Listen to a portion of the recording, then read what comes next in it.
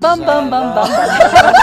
Bon matin tout le monde, Geneviève Tremblay, vice-présidente directrice générale de chez Sentiers du Monde, en fait tour opérateur francophone au niveau du Canada. Alors aujourd'hui, on est en éducotour actuellement en Ouzbékistan avec des agents de voyage. Andréane. Oui, alors moi je suis très heureuse d'être ici et surtout agréablement surprise du peuple ouzbek par leur chaleur, leur accueil et leur simplicité, leur curiosité et leur timidité aussi. Alors je suis bien contente d'être ici. Si on passe à Maxime concernant les transports un petit peu au niveau de l'Ouzbékistan, comment ça fonctionne les transports?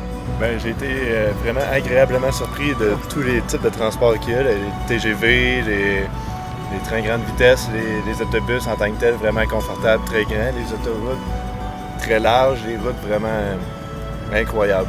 La propreté aussi de tout ce qu'on voyait par rapport aux routes. Si on passe à Michel, concernant les visites peut-être.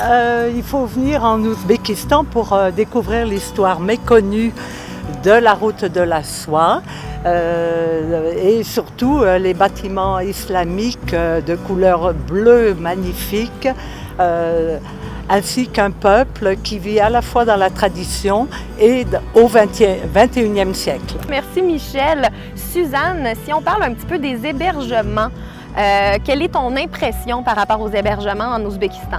La variété, la modernité, ils ont l'avantage d'avoir accès à beaucoup de matériaux nobles. Alors les hôtels, que ce soit 3 étoiles, 4 étoiles, 5 étoiles, ont tous ce toucher de marbre qui nous entoure, c'est frais.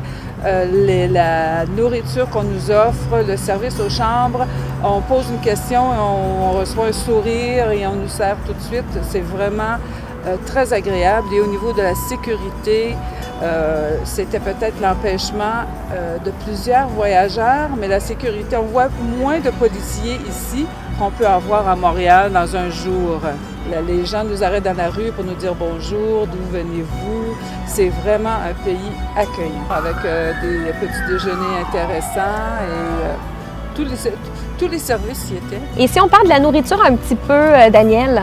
Bien, moi aussi, je suis très surprise parce que, étant végétarienne, j'ai eu peur à un moment donné de ne pas m'adapter à la nourriture, mais on s'est adapté à mes besoins aussi.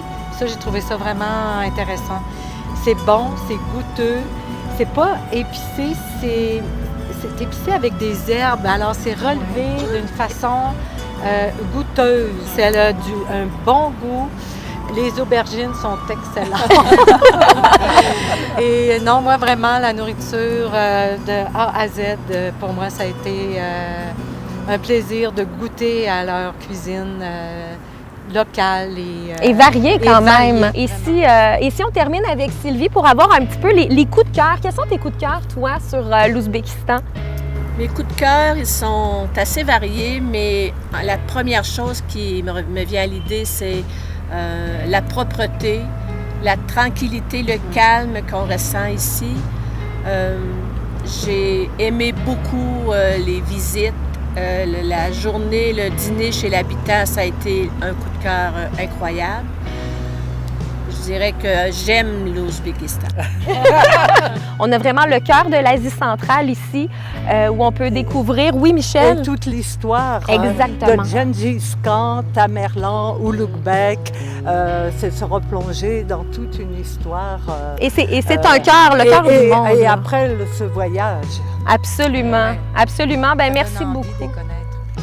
Effectivement, donc on invite les Canadiens, les Québécois à se joindre en fait là, à nous, aux agents de voyage et à Sentiers du Monde et Silk Road Destination également, qui est notre réceptif. Donc on vous remercie et puis à une prochaine fois, à une prochaine visite de l'Ouzbékistan. Salutations cœur! Salutations cœur!